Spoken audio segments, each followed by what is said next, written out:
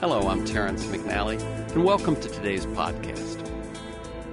What do you feel when, at sporting events or other public gatherings, crowds join in a call to support the troops? If you're like me, I always have some misgivings. On the simplest level, the gesture seems pretty meaningless. What am I or anyone else in that crowd actually doing to support the troops? And when I add some clichéd phrases about fighting for our freedoms, a voice in my head always asks, yeah, how? Where? In Iraq? Afghanistan? Operating a drone that's flying over Pakistan or Yemen? Today's guest, Andrew Bacevich, has thought long and hard about such things and has written a series of fairly short, very readable books that pursue questions that too many ignore or pretend don't matter. The United States has been at war for more than a decade.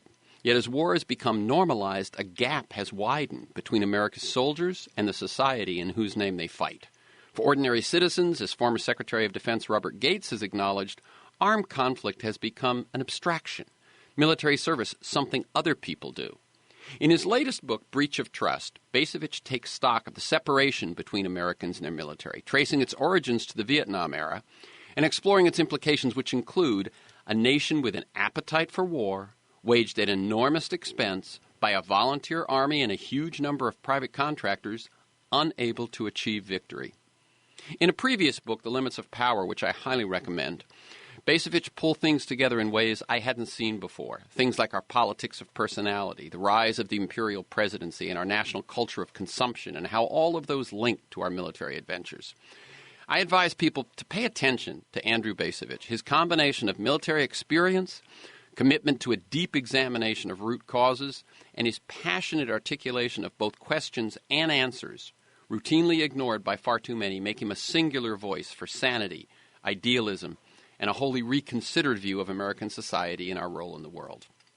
Here on Free Forum, we explore the lives, the work, and the ideas of individuals that I suspect have pieces of the puzzle of a world that just might work. We look at new, innovative, and provocative approaches to business, environment, health, science, politics, media, culture, all based on the fact that I believe we can do better, and I want to find out how. Andrew Bacevich, professor of history and international relations at Boston University, served 23 years in the U.S. Army, retiring with the rank of colonel. He also lost his son in Iraq. A graduate of the U.S. Military Academy, he received his Ph.D. in American diplomatic history from Princeton. His writing has appeared in Foreign Affairs, The Atlantic Monthly, The Nation, The New York Times, The Los Angeles Times, and The Wall Street Journal. He's the author of several books, including The New American Militarism, Limits of Power, Washington Rules, and his latest, Breach of Trust, How Americans Failed Their Soldiers and Their Country. Welcome again, Andrew Bacevich, to Free Forum. Oh, thank you very much. I like listeners to get a feel for the people behind the ideas and the work that we talk about. So let me ask you first, how was it that you joined the military? Well, I was born right after World War II. Both my parents were World War II veterans. I grew up in the Midwest in a family that was Catholic, largely conservative in its orientation. I mean that more in terms of culture than politics. And patriotism was very much part of the environment in which I was raised, and military service was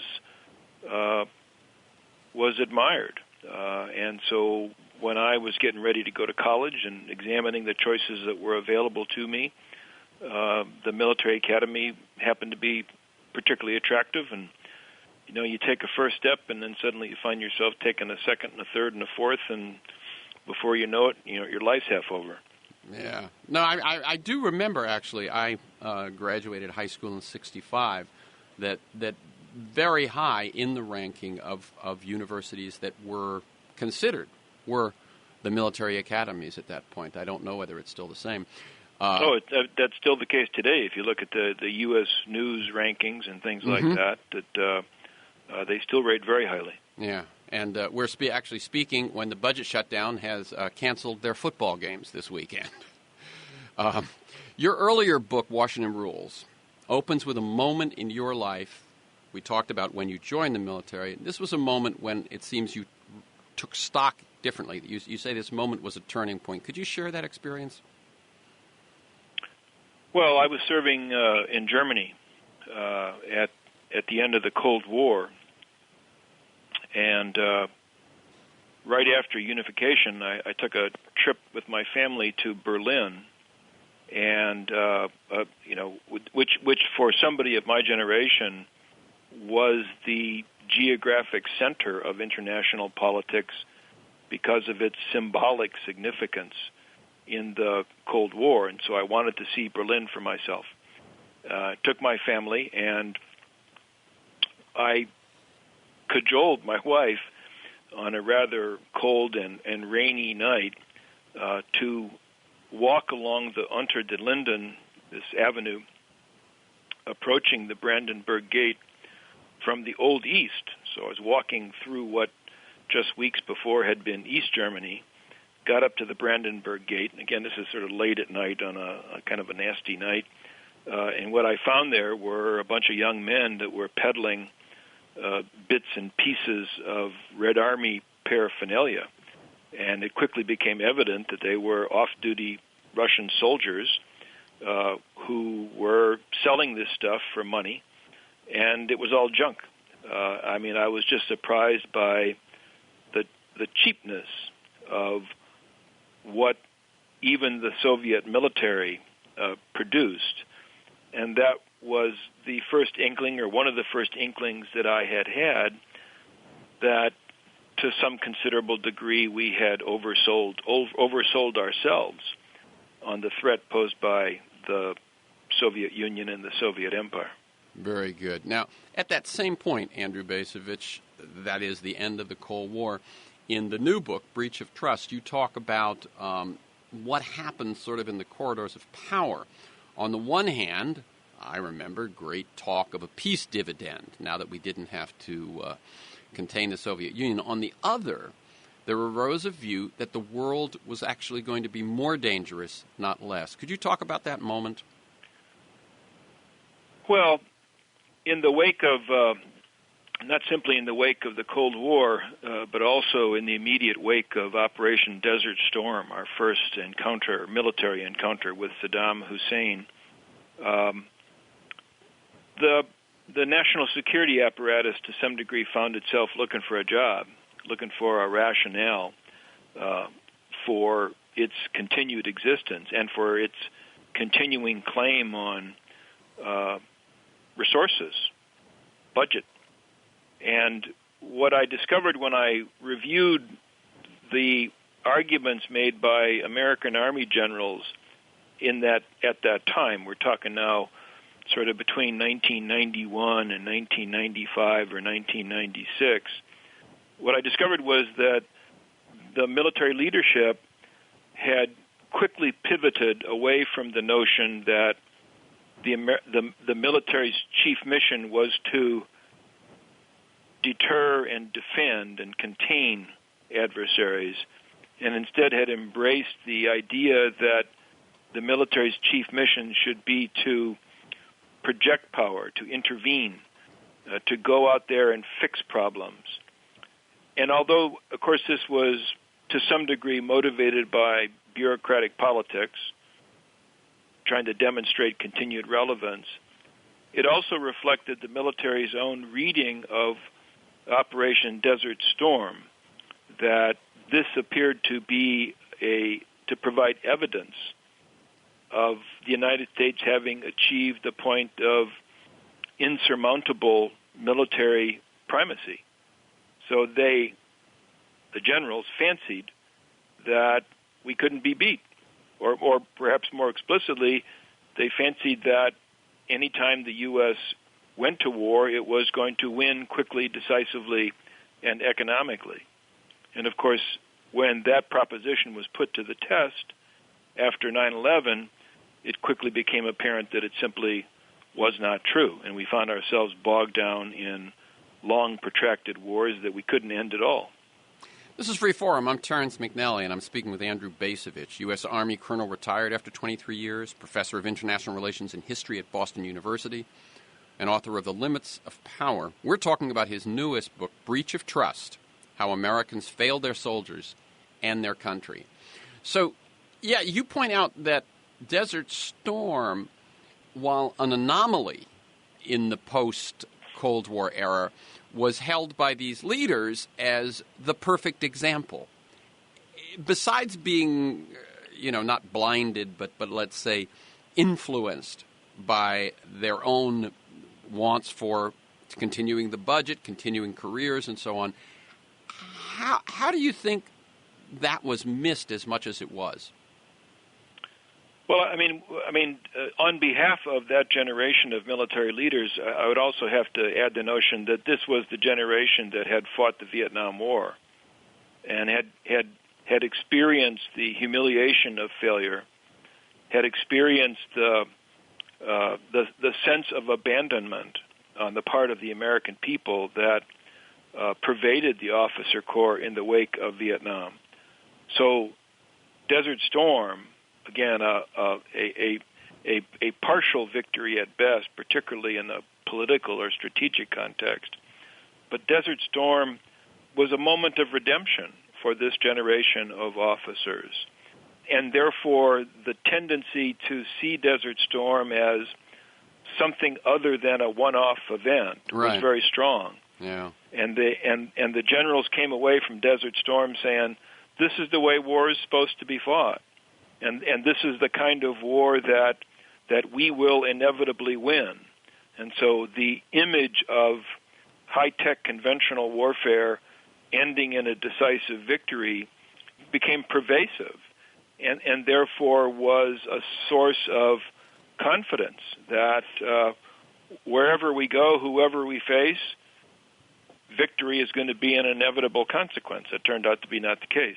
Right. It's so interesting. You talk also about their philosophy of that we're going to do more with less, and that high tech was going to take the dominance that we had for most of. Well, yeah. In retrospect, it seems profoundly almost silly, shallow. How could professionals have allowed themselves to be deluded this way? But on the other hand, remember that they are thinking about the future of warfare at a time when American society in general is infatuated with the notion of how information technology was going to transform our lives in such profound ways.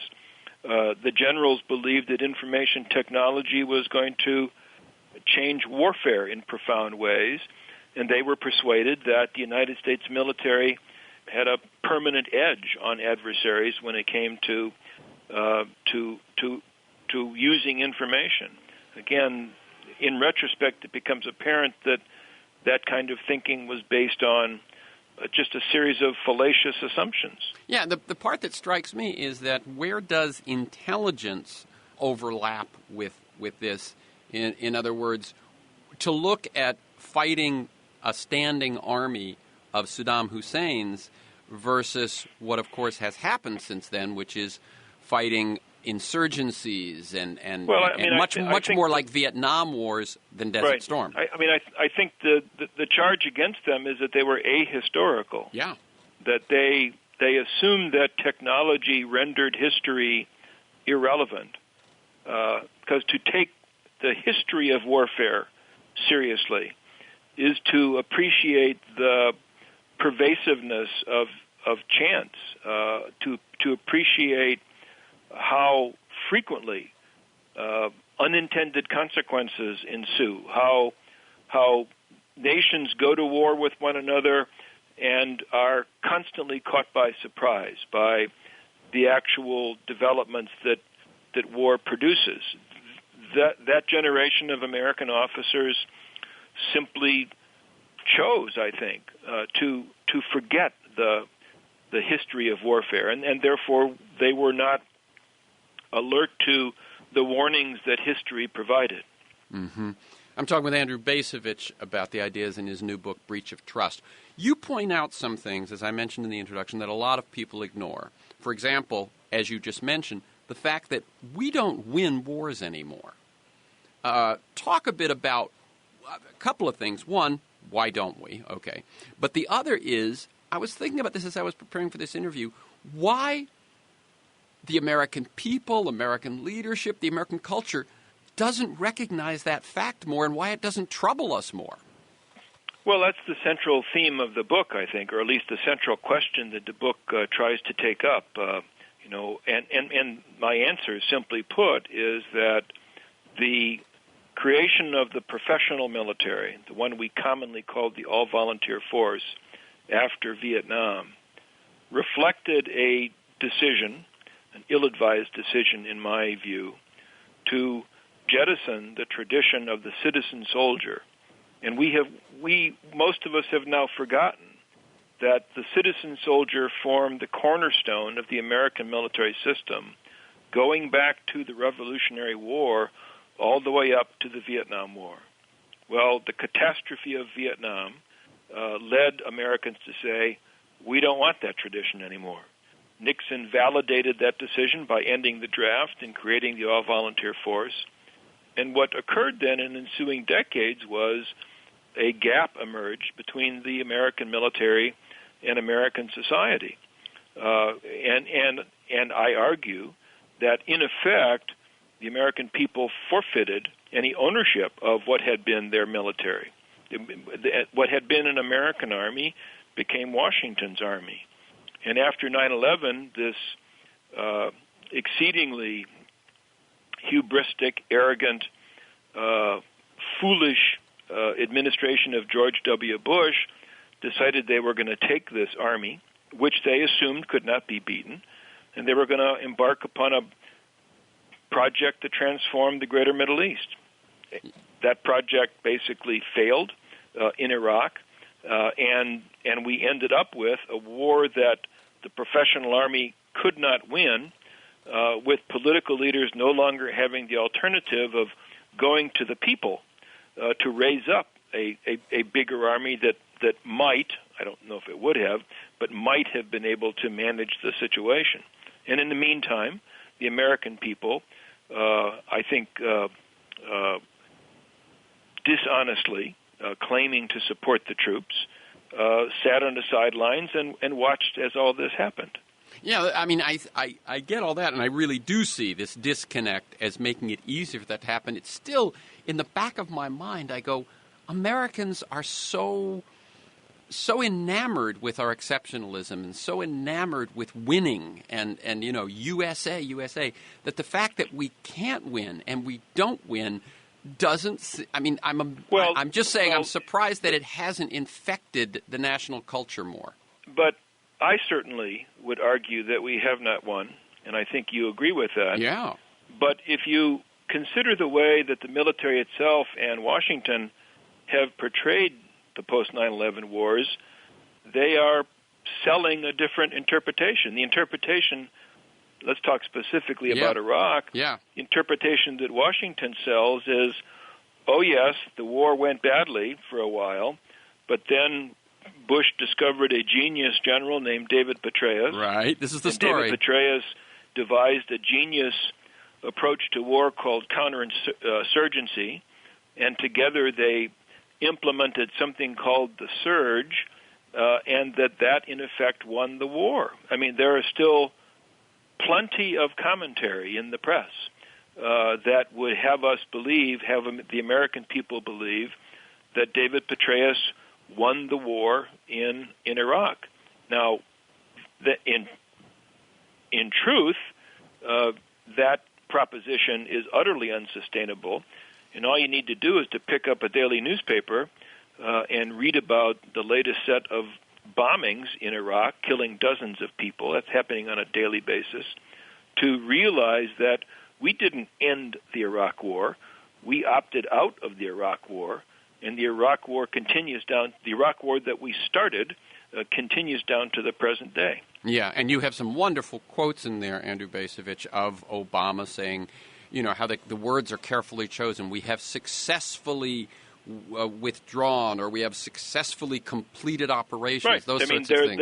The Obama administration, in a sense, did a favor for the George W. Bush administration by putting a smiley face on the conclusion of the Iraq War, which was in effect an orderly withdrawal on the part of the United States short of achieving our policy goals. Right. In other words, you dropped the bar low enough, and we successfully disengaged.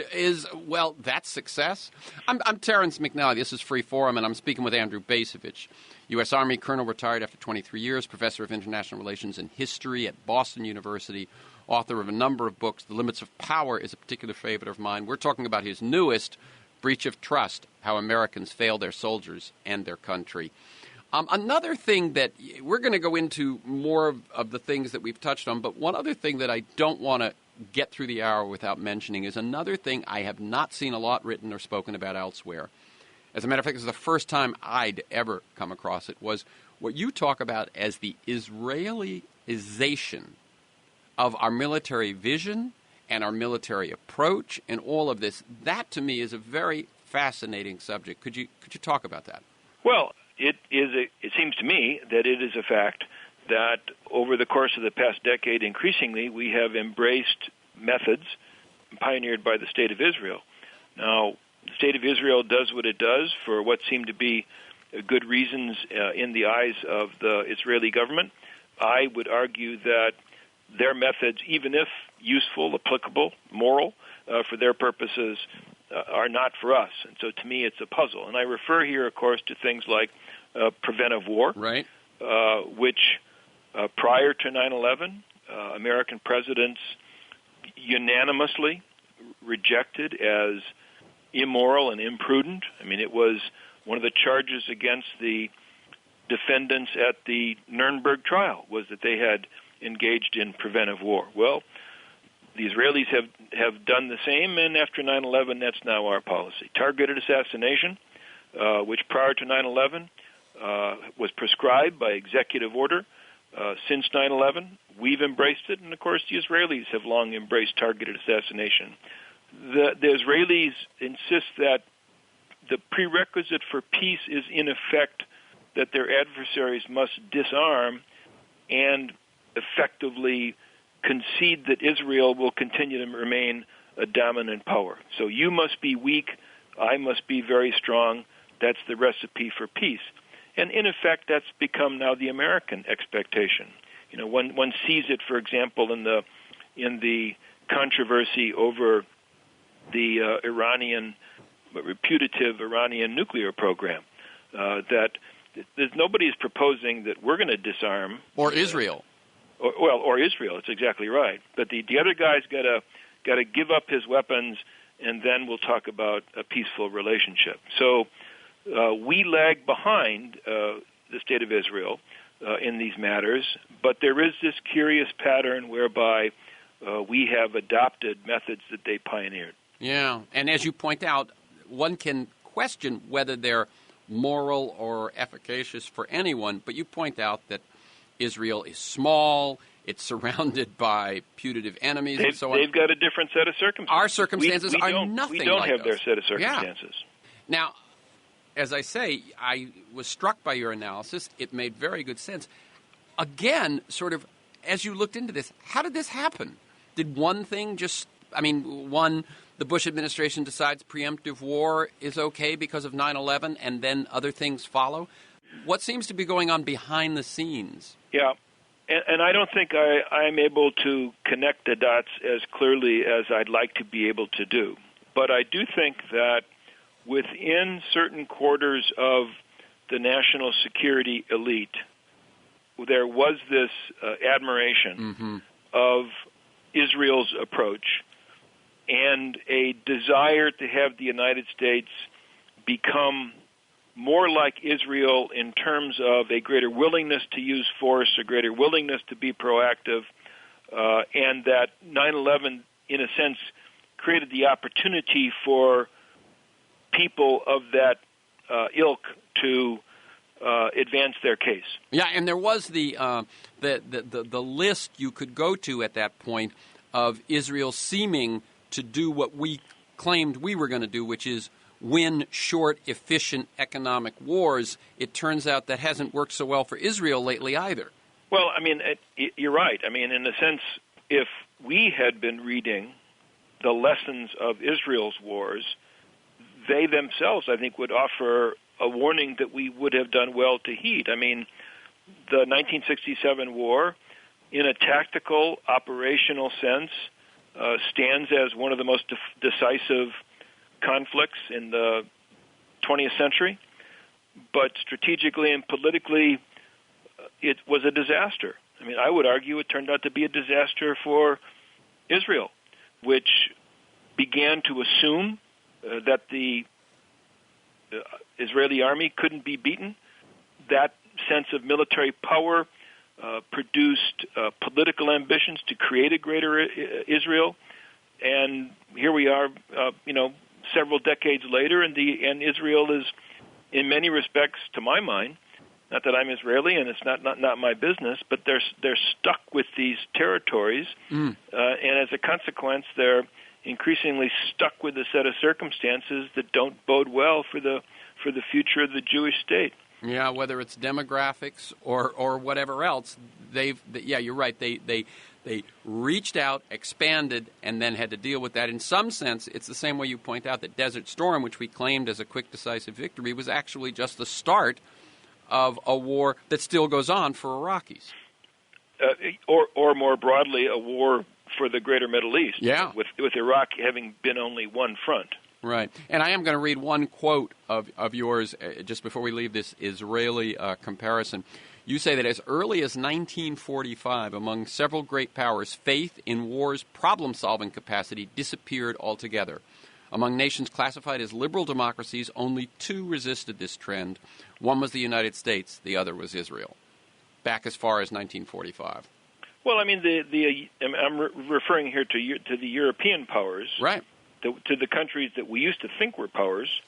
Great Britain, France, Germany in its post-1945 democratic form. I mean, the people, and I think the political elites in those countries, look back on the two world wars as an unspeakable catastrophe that had not only killed millions of people and consumed unbelievable amounts of treasure, but had in effect led to the squandering of European power, led to the decline of European states that had been politically dominant in international relations for centuries. And so what they learned from the wars of 1914, 1918, and 1939, 1945 was that, except as a last resort, war is a bad idea. We came out of the war strengthened by the events of World War II, and therefore we took different lessons. Israel also took different lessons from its early military experience. Yeah, let me also ask you right now, one of the things that was also new to me in breach of trust, and I just want you to talk about it briefly because it fits right here, is that the actual way that FDR waged World War II, in other words, although we lost many, it was nothing compared to what the Russians lost, what others lost, that there was a calculation in the strategy and the way we fought World War II, which to some extent may have led to some of that triumphalism. Could you talk just a bit about that? It's more than strategy, is what I'm trying to argue. What I'm trying to argue is that FDR forged an implicit compact between the government and the American people about how that war would be fought. On the one hand, Roosevelt was clear that the war would entail sacrifice of all of us. We would fight with a large army, and there were going to be severe losses. Taxes would go up. Consumption would be curtailed. So he engaged the American people in that war. On the other hand, the terms of the engagement were such that he was not going to recklessly squander American lives, that he was going to outsource the actual fighting of the war to some considerable extent to our allies, most notably the Soviets, that he was going to emphasize our role as an arsenal of democracy, as he called it. And because of our relative separation from the main areas of conflict, what that meant was this let the other guy fight while we produce the material. Right. What that meant was that, in essence, prosperity was restored to the United States after a decade of depression. So we came out of the war better off. The American people supported the war, and the American people benefited from the war. And I contrast that with the post-9/11 wars, in which, despite some rhetoric on the part of George Bush, in which he said that we were called upon to engage in this great struggle, the fact of the matter is he marginalized the American people. We were not engaged with the war, not engaged with our military, and I think that's one of the reasons why the outcome of the post-9/11 wars differs so much from the outcomes of World War II. World War II made us richer and stronger. The post-9/11 wars have made us weaker, and we have squandered our wealth to no real end. This is Free Forum. I'm Terrence McNally speaking with Andrew Bacevich, U.S. Army Colonel, retired after 23 years, Professor of International Relations and History at Boston University, author of a number of books. We're talking about his newest, Breach of Trust, How Americans Failed Their Soldiers and Their Country. Let's go back to that question, or that point at which Nixon and the military shift from a citizen army to a volunteer army. One thing you point out, I think, which is worth noting, is that when he ended the draft, it sort of substituted for ending the war, right? In other words, he runs sort of saying he will end the war, but all he does is end the draft. The war goes on for years, as we know, and the Cambodian bombings and all of these things. But for him, it was a political calculation. But for the military, it was a different kind of calculation. Talk just a little bit about that, and then, as you point out throughout the book, the ill effects of this shift. Well, I mean, there's no question that the impact of the Vietnam War on the military generally, and above all on my service, the Army, was quite drastic, was terrible in terms of the erosion of good order and discipline, of morale, of the pervasive problems related to racial tensions, to drug use, and the like. It was a bad time for the American military, and to some degree, the military leadership at the time viewed the draft as the definition, as the essence of their problem. In other words, to restore good order and discipline, to purge the ranks of these pathologies, it seemed expedient to allow soldiers who didn't want to serve to be gone, to fill the ranks with people who would be volunteers. And again, in the context of the time, it's not that this is, irrational, foolish. It was trying to respond to near-term problems that were very, very serious. Very few senior leaders at the time, some, but very few appreciated the implications of disengaging the military from the American people. So, I'm not entirely unsympathetic with the decisions that were made at the time, but regardless of the fact, we have to deal with the consequences that have ensued, and the consequences are more negative than positive. Right, and the one that seems that most runs through this book is the disengagement of the American people. As I mentioned at the top, we support our troops, but we may not know any, that sort of thing. What are some other negatives? Oh, and I will say the other, which I would like you to talk about, is the rise of independent privatized military contractors. Well, so here we have a relatively small army in which Washington has invested enormous confidence. And Washington sends the army to Afghanistan and Iraq where it doesn't win. Now, as I suggested earlier, in the era of the tradition of the citizen soldier, if the war were worth fighting, the president could have turned to the people and said, well, I need to raise up a big citizen army in order to handle this task.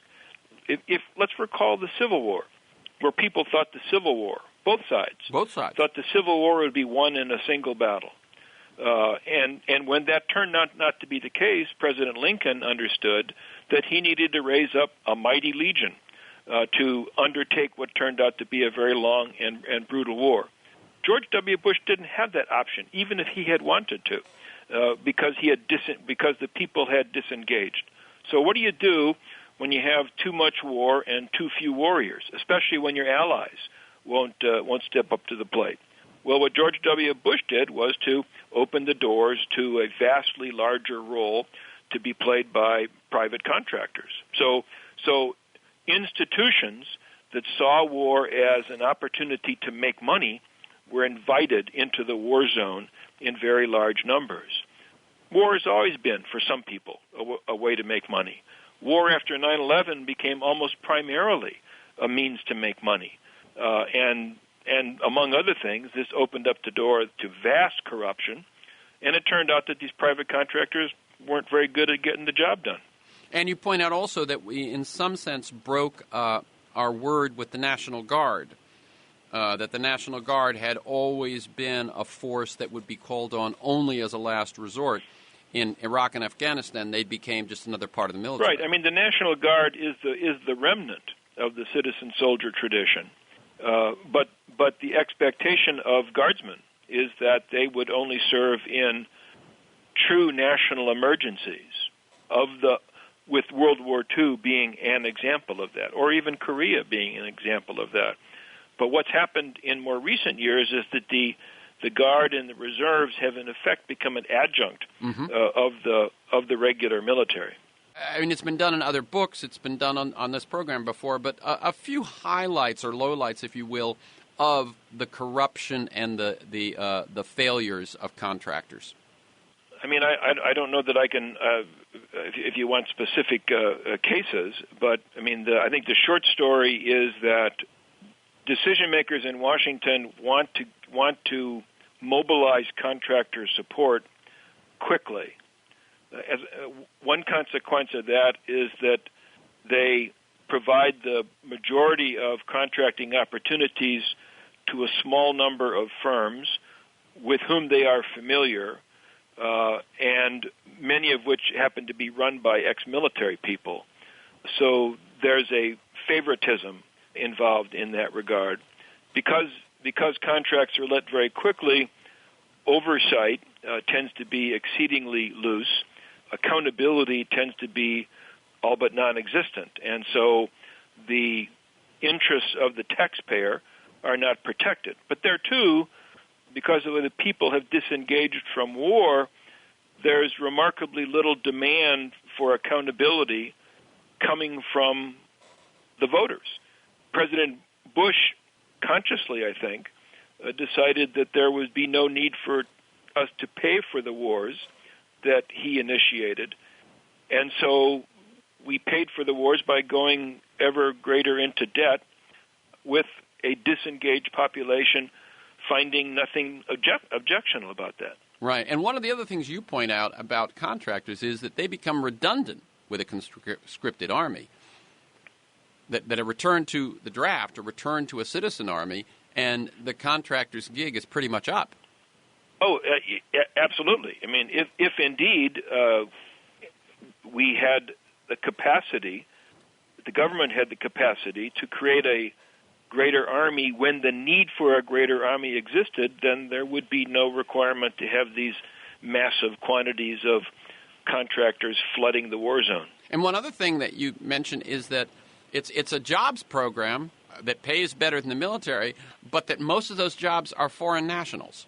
Well, that's correct. I mean, when a big firm like KBR gets a contract for transporting goods or for establishing base camps or for preparing food, the supervisory personnel, the executives, are going to be well-paid Americans, but a lot of people that are actually doing the work are going to be minimum wage employees recruited from third world countries like Bangladesh.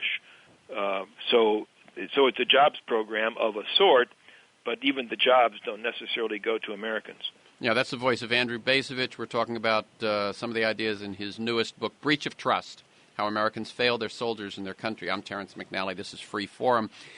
Now, another thing that you point out about the volunteer army is that it is not representative of the wider population. I've spoken to someone fairly high up in the military, and he will remain anonymous, but he says that the military is not just randomly unrepresentative, but that it is becoming increasingly Christian and to perhaps a lesser extent rural and southern. Any thoughts about that? And you talk about Boykinism and Boykin, but he's talking about that what he sees, in the academies and in the service is a move toward that sort of lack of representation. Well, there are trends going back probably again to Vietnam, in which the military and let's focus on the officer corps, in which the officer corps began to acquire a political coloration that had not been the case. I mean, the officer corps in which I was commissioned back in 1969 adhered to a tradition of being apolitical. I mean, you might vote Republican, you might vote Democratic, but to tell you the truth, it was not an important issue. One did not identify with one party or the other as a military professional. That began to change after Vietnam. And in particular, it changed once Ronald Reagan became president. And there was an interval of time of 20 years or so in which the officer corps viewed the Republican Party as their friends and the Democratic Party as their adversaries. So the military became more conservative in a political sense as well as a cultural sense, and became more partisan in the sense that it leaned Republican as opposed to Democratic. My speculation, and I can't prove this, is that as that occurred, military service became increasingly attractive to conservative Protestant evangelicals.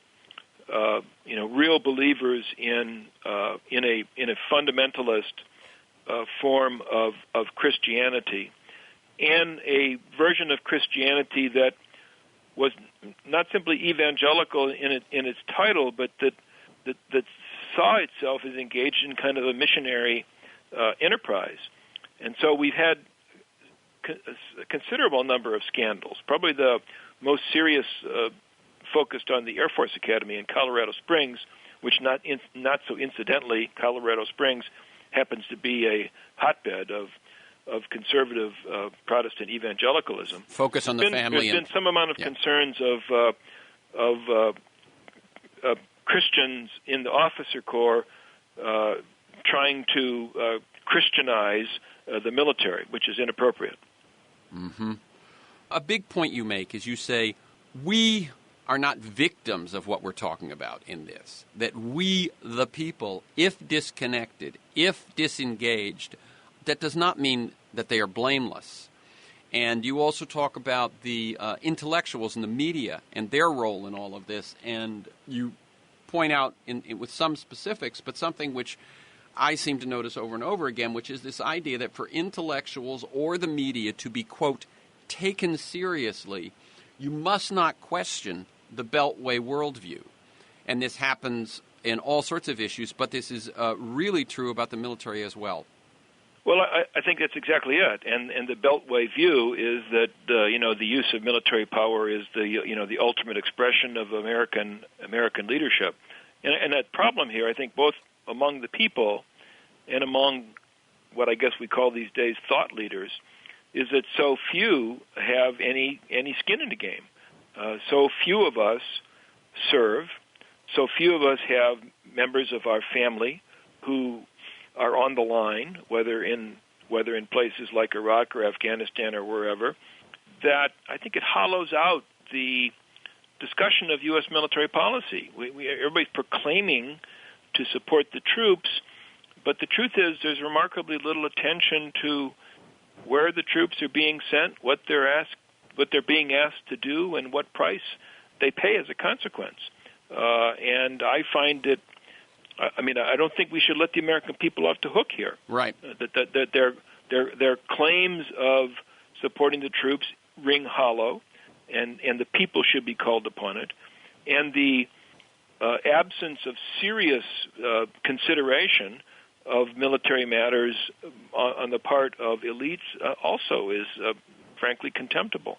Yeah, and that goes back to that thing I said before. We talked about it a bit, but it still rings in the back of my head. Why we tolerate and completely, it seems to me, gloss over not only the lack maybe of justification of what we're doing, but the lack of success. And that, of course, the government shutdown happens. One of the last things they do is they pass a bill to make sure that the military checks will continue to flow. Right. When there's a crisis domestically, we need to find a way to pay for it. When there's an ongoing war going nowhere in another country, the taxi meter just runs, and right. it just goes. And I myself can't understand it from our leadership, and I can't understand it from our people. Well, I think, there is this unwillingness to evaluate seriously what our wars have achieved and at what cost. I mean, it is astonishing to me how quickly we have simply jettisoned the Iraq War from our memory bank. It has become a non-event rather than something that should have chastened us and should have caused us to reflect deeply both about our military system and about our approach to foreign policy. But it's almost irrelevant it's interesting. Foreign policy discussions. We may not have drawn the correct conclusions or taken the right actions based on our response to the Vietnam War, but it mattered. The Iraq War, less people die, but trillions will end up being spent. And as we know, the PTSD, the head injuries, the things that are going on will be with us for, I'm saying generations, let's say decades. And Joe Stiglitz and Linda Bilmes have the price tag at $3, $4, $5 trillion, and there's no reflection. Well, there's no reflection because there's no bite to it.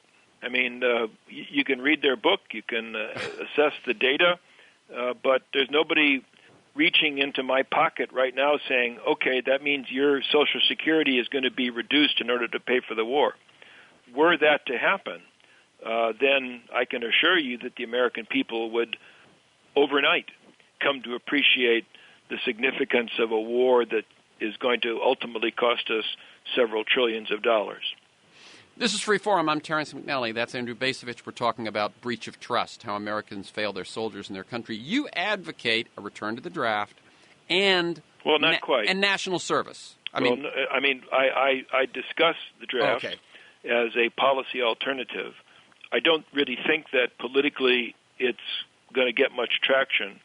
I suggest that an alternative to that, an alternative that could both close the gap between the military and society and also give us a more representative military and also enrich our concept of citizenship would be to enact a program of national service where every 18-year-old owes a term of service to country and community, some of them performing that service in the military.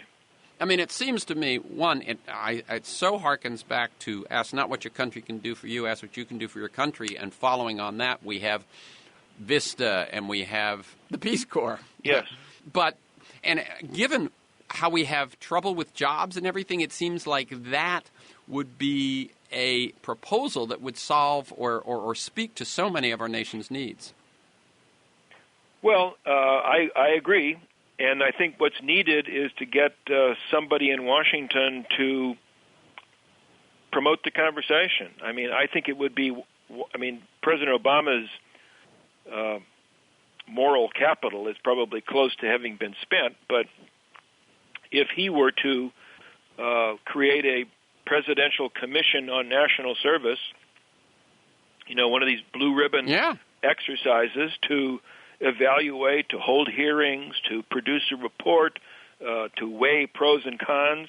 That might be a way to get the idea injected into politics. But it would take something like that to jumpstart the conversation on national service. Yeah. Finally, this may be the last question. We've got about 3 more minutes. You cite the lack of a consistent strategy since we turned away from containment. And you talk about how things are, this is based on hubris, this is based on bad judgment, but there's no consistent strategy. Can you imagine one for this country at this time? Well, I think I could, but it would have to be, to come to a reasoned strategy, you need to have a realistic understanding of the world and the direction that events are headed, and you need to have a pragmatic appreciation for who we are and what we can achieve. One of the problems, I think, with coming to those realistic judgments is the overhang of the 20th century, in a sense, that we choose to remember the 20th century as a story of triumph that ends with the United States as the world's sole remaining superpower and the world yearning to be like us. Well, that was false back at the end of the Cold War, and it's certainly false today. We're moving into a multipolar world. Our ability to control events has been revealed as exceedingly limited, and so we need to become more modest in our understanding of what we can do. Out of modesty could come a realistic strategy. Okay, and finally, one thing, I'm going to ask something about the American character. We've been focused very much on the military and so on, but one of the things that I've noticed is that whether it's Enron and the high-tech bubble and the corruption that was going on in corporate, or the Wall Street crash and the decisions made by companies and the financial industry, BP's Gulf oil disaster, even our response to climate change, I see us rooting so much in best-case scenario thinking, flawed incentives, a lack of appreciation or respect for the risks we face and so on. So it seems to me it goes across our culture. My final question would be your thoughts on that. Well, I think you're right. I mean, the definition of freedom is somehow linked to expectations of more, and I think that's wrong. It's false. We need to we need to connect our understanding of freedom and what it means to be a human being to something other than material consumption. And I'm afraid that most Americans have been so profoundly socialized to think in terms, to connect our expectations of happiness, to connect them to material consumption. It's going to be very difficult to wean us away from that and to get us to think more deeply about what it means to be a free human being. Very good. The book, again, is Breach of Trust, How Americans Failed Their Soldiers and Their Country. Thank you, Andrew Bacevich. Keep up the good work. For this week's conversation and many other interviews, articles, transcripts of interviews, and to join me in pursuit of a world that just might work, go to terrencemcnally.net or aworldthatjustmightwork.com. They're the same website.